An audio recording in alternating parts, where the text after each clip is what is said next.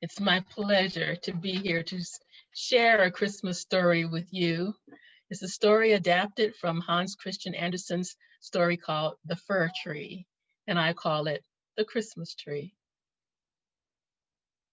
Out in the woods stood a nice little fir tree. It was in a very good place. It had plenty of sunshine and plenty of fresh air, and there were lots of trees spread all around it.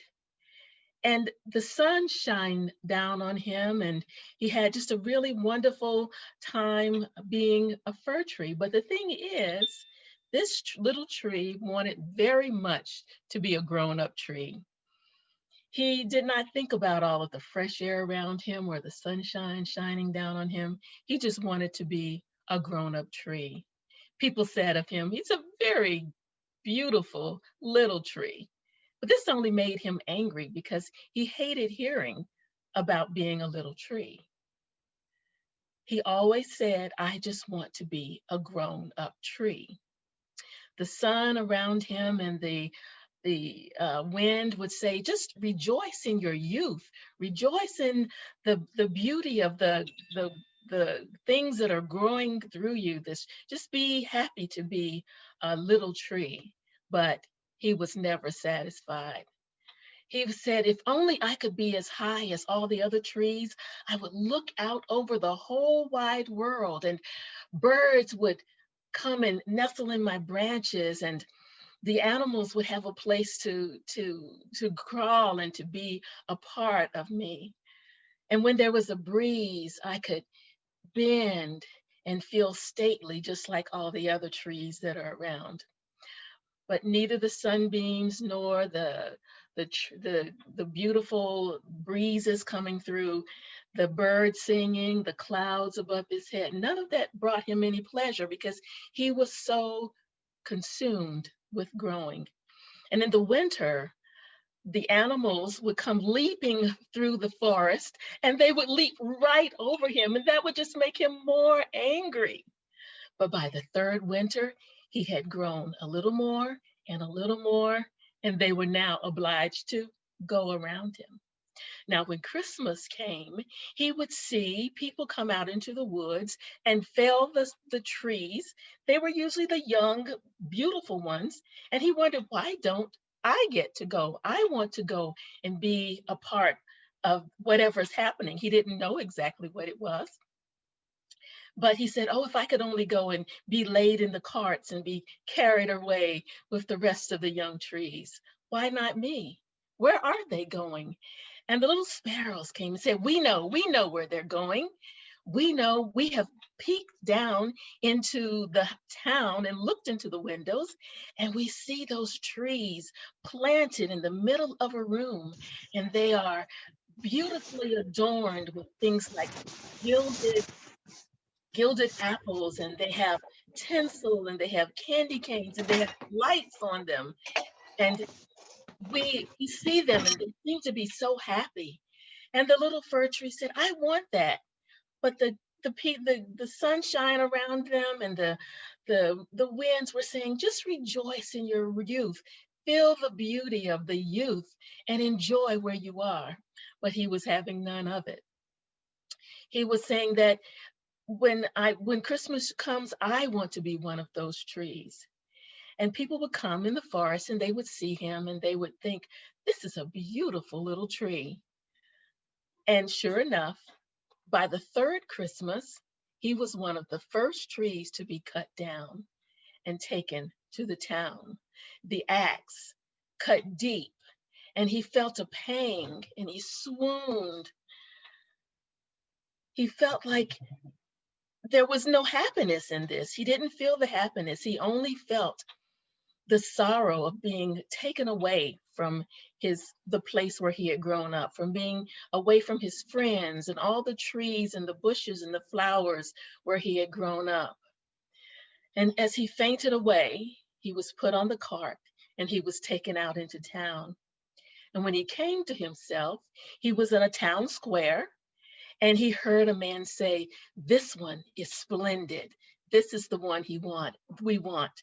And so they picked him up and they carried him into a beautiful banquet hall where there were luscious couches and soft chairs and paintings on the walls. And they took him and they stood him upright in the middle of the room in a bucket, and they draped a beautiful cloth all around him.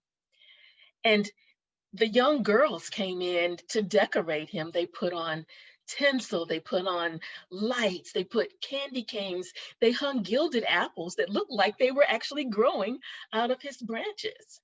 And then he was wondering, he was so excited and he was trembling with excitement about what was happening.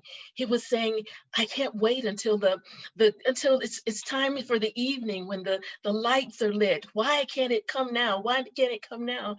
And he was so consumed with longing to be a part of the celebration that his back started hurting.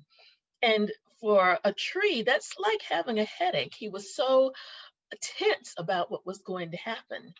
And he was so upset and consumed with what was about to happen that he started just trembling and trembling so much that some of the lights started falling off him and the ornaments were falling and he was about to topple over. And the young girl said, come, hurry, hurry. And they caught him and they replaced all of his ornaments and got him all set.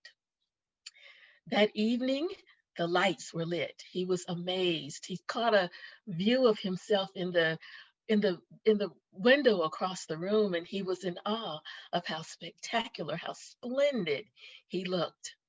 And all of a sudden, the double doors in the room were thrust open, and in ran all the children, the troops of children. And for a moment, they stood in awe and they looked at him, but only for a moment. And then, with a big shout that echoed throughout all of the hall, they ran toward the tree and they danced around him and they sang and they looked underneath at all of the presents that were underneath him. And they picked up their presents and they rejoiced and they danced around the tree, excited about what was happening to them. The tree just continued to be so excited. He was trembling inside, but he dared not tremble too much because he remembered what had happened the first time when he was trembling. So he tried to stay still and just enjoy the moment. And then all of a sudden he saw that the people were gathered around him. They were holding hands and some had their arms around each other. And they were looking up at the star that had been placed at the very top of his branches. And all of a sudden, he heard a melody that was just the most beautiful melody he had ever heard.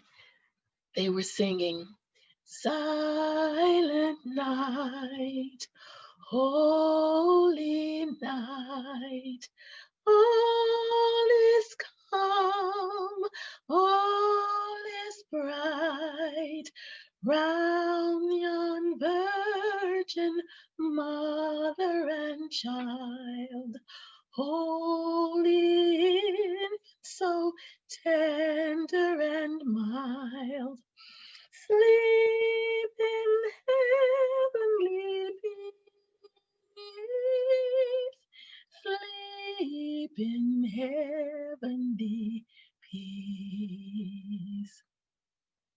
And then someone went and got a big book and they read the Christmas story in it about angels and shepherds and a very tiny special baby.